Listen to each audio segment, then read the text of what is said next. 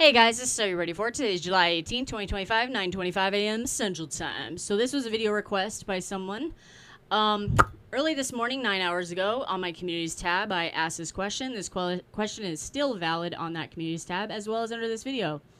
Any ideas? I have some time on my hands. Are there any topics out there that would warrant a video rant or explanation, whether it be bills, whatever the fuck, laws, blah. I'm open to ideas. Business is extremely slow this year. It really fucking sucks. Everybody's broke. That's evident. Anyway, subscriber known as In Your Defense Zero wrote in and said, here's one. Why can't armed civilians shoot violent rioters to protect cops from serious bodily injury or death? Example, people in a bridge throwing rocks down into officers, Molotov cocktails in their hands. This could be done using long guns to provide overwatch. Cops have their own rules of engagement. Civilians only need to show protection of another. Your thoughts? Well, I do have thoughts on this, but I did look up what could probably be an issue with this legality-wise, and I did find a couple issues, which I'll go into in a second. But my thoughts on this, here's the deal. As a firearm owner and also being prior military, I kind of have both sides of this, and this you'll understand it in a second. If you're a civilian and you're protecting someone else and you shoot someone, it has to be basically in protection of another, but it has to do with lethal threat to that person or serious bodily injury, which is basically what he wrote here: serious bodily injury or death. That has to apply for you to use your firearm against another civilian to protect another civilian. So that's one thing. So if people are chucking rocks off bridges, which they did in LA, and they're smacking police cars and stuff, yeah, I guess that could be considered bodily injury if they throw a few rocks in the same exact spot, goes through the window and smacks the guy. But especially in a blue state, your ass is going to get in serious trouble if you try and do anything lethal to that person because they're throwing rocks, okay? Throwing a rock, it's not like you're stoning a cop to death standing in front of you. That's different. We're not in, like, the Middle East. If they were stoning a cop to death, I don't see why you couldn't step in and do it anyway, period, regardless of whether it's a police officer or a civilian. But if they're just doing stuff to piss off or damage vehicles, damage property, I absolutely see a problem using long guns or shooting someone in that respect, coming back at you 100%. Molotov cocktails, on the other hand, that obviously has more serious bodily injury to it. I would think fireworks would also personally go in that category. I can't believe that shit's normal to be doing anymore. These rioters are insane. I don't care if they're paid protesters, whatever the fuck, don't belong there. It's like, these people are nuts. I seriously want to get paid by one of these stupid ass organizations that pay these people to infiltrate these groups and then start attacking the people in the groups with their own weapons. I would love it. It would be great. And then the question is, well, I'm attacking civilians and I'm a civilian. So if I'm, are they going to come after me or are they going to come after the other person? But I'm supposedly on their team. I wonder how that would work. So anyway, I see problems with this because of, like I said, people throwing shit off the bridges and rocks. That's more property damage than anything. Molotov cocktails in a cop's fucking face could be a reason to step in.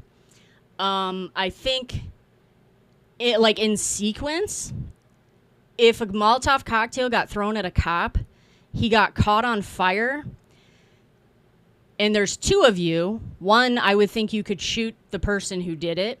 The other person would be putting them out. If you're by yourself, you kind of need to put the cop out first, and then you're stuck in a situation. Because if there's two of you, the dude throws a cocktail, he's technically still an immediate threat, so you could shoot him.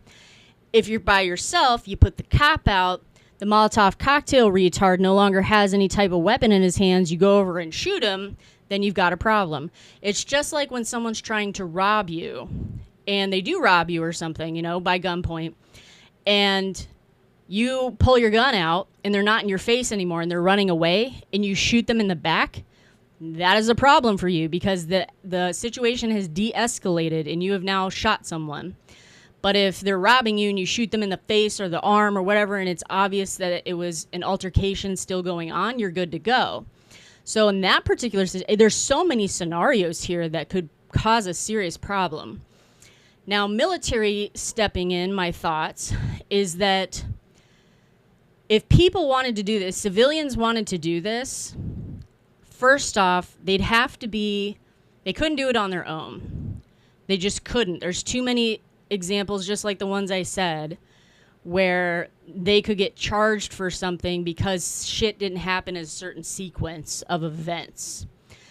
It would have to be a group of people, almost like a militia, if you will, that's coordinated, almost like a Secret Service situation where you're talking to people, like through mics, and headphones and stuff, radios, whatever, to basically surround the area and have the logistics to be able to take down whatever the lethal threat would be at the time. Because like I said, a Molotov cocktail, if they throw it at a building, that is just property damage. They throw it at another person, cop or not, that is serious bodily injury or death, and I think that person could technically be shot. At that moment, like within the seconds they throw it or the second they have it in their hand, they could get shot and not have an issue on your hands.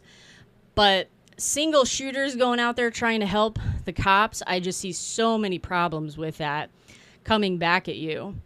If anything, it'd be nice if a bunch of us got together and didn't, get rid of the word militia because that's just has too many connotations, blah, blah, blah. But a bunch of us got together, we're armed.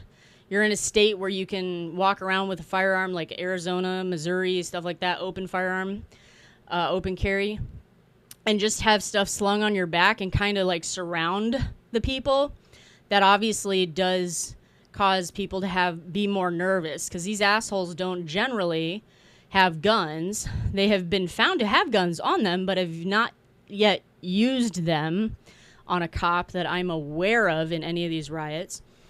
But you're going to make them a hell of a lot more nervous than their stupid little umbrellas, fireworks, Molotov cocktails, rocks, whatever else they got going on, piss bottles, frozen water bottles, piss balloons, all this stuff. Yeah, I think like an AR-15, AK-47, even a shotgun slung over your shoulder with a bunch of people standing there, basically locking hands almost next to the cops. Cops can't do anything for, saying you can't do anything. They may ask you to, kind of step away so you don't escalate the situation. But that would probably be the route to go. But ideally, if this was something that I thought would go through well, legally, you'd have to have this coordinated with a bunch of people being able to talk to each other in different areas. And it would be like a surveillance area. You'd have to have like almost a control and command intelligence situation. This person's over here. This group's getting together for this. I see this going on here. You'd have to have watch from like distances from, you could use a sniper rifle, but from binoculars or something to kind of, let people know ahead of time what they're walking into. So trying to do this on your own, again, too many issues. So that's my thoughts on it. However, I did look up if there'd be some legal issues, and there is. There's some legal restrictions. There's many jurisdictions have laws that limit civilian involvement in law enforcement activities. I did not look up those states, but I can definitely imagine there being an issue, like you're getting involved in a police enforcement activity on your own, and you're basically then looked at as a secondary rioter just on the other side. A different type, like how there's there's Palestinian protesters and there's Israeli protesters. You'd just be another protester at the protesting event. So I could see that being kind of what that limitation would be. And also engaging in police duties without authority can lead to legal repercussions for civilians. That one I'd have to look into, because police duties is totally different, in my opinion, than protecting another person. Police duties would mean you're taking these people down and cuffing them or zip tying them or something.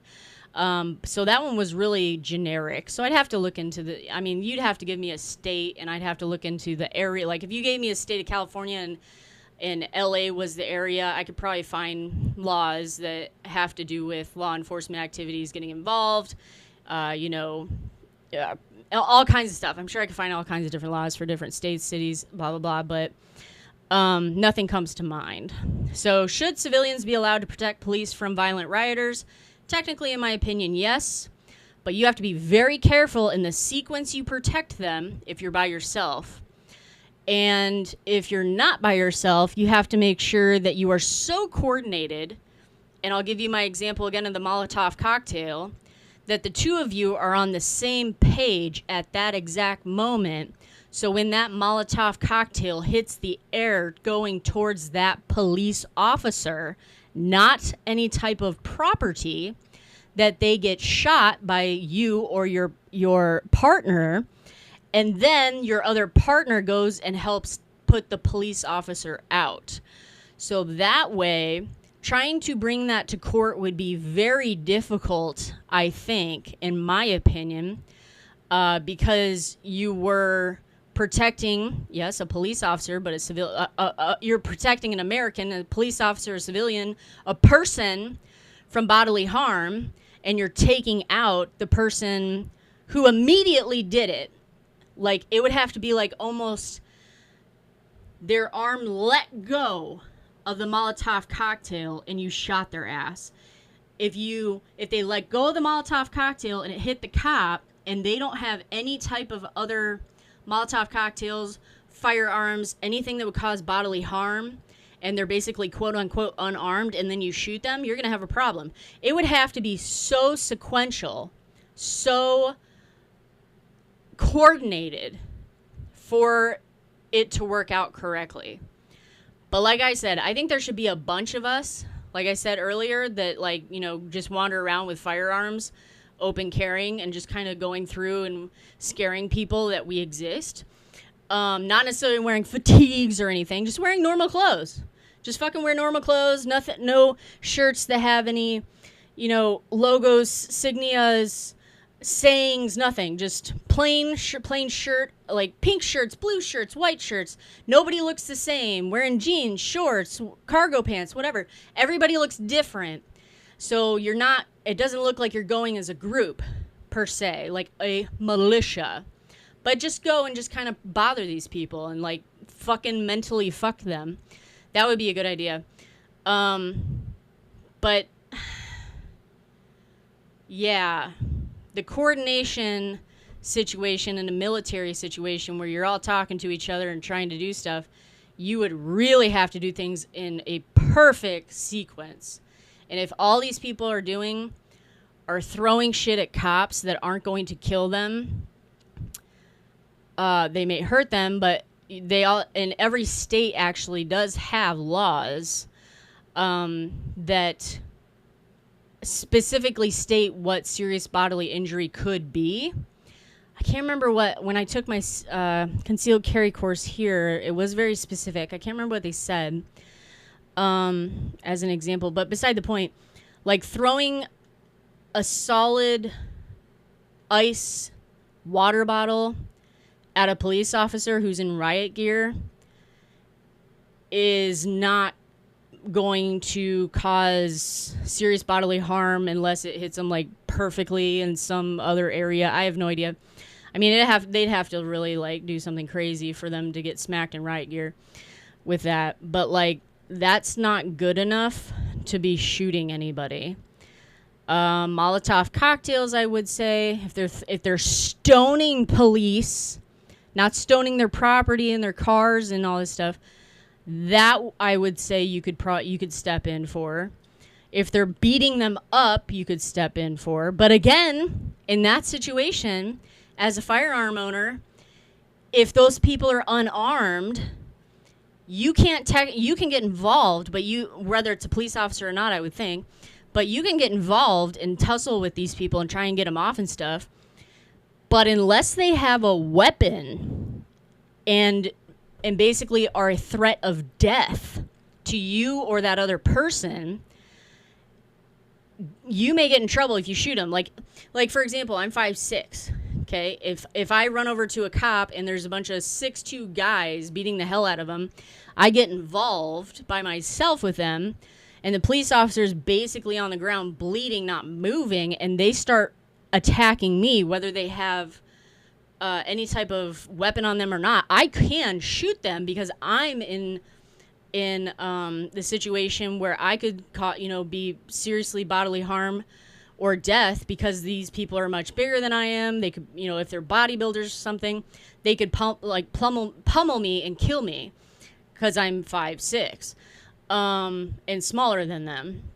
So that's a whole different situation. There's so many scenarios that there's too many where if a DA wants to go after your ass to make an example of you, they will. It's unfortunate that this type of stuff happens. But on the other hand, besides everybody getting together and being open, caring, and wandering around, I think the other alternative would be to figure out who's paying these people and get on their payroll and start infiltrating, like tons of people, infiltrating these groups, and then coordinate an immediate attack against these people using the exact same quote-unquote weapons they're using against the police. Because that would be very difficult, in my opinion, to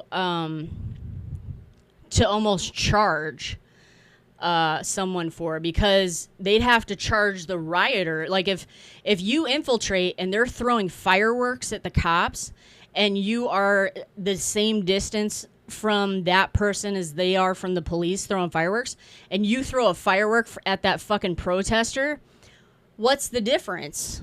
They just did it to the police, and I just did it to them. If they're throwing water bottles, and I'm at the same distance they're blowing the police, and I throw it at them, what's the difference? It's civilian on civilian versus civilian on police. I think the police civilian on police would be more of an issue than civilian on civilian. So I think we need to figure out who's paying these people and infiltrate their little gangs of violent rioters, because I think that would honestly just be more fun, especially getting paid for it. Anyway, that's my thoughts. If you have any other ideas about what I can talk about politically, random questions, whatever, let me know. This is Are You Ready For It? Take care, guys. Have a great day.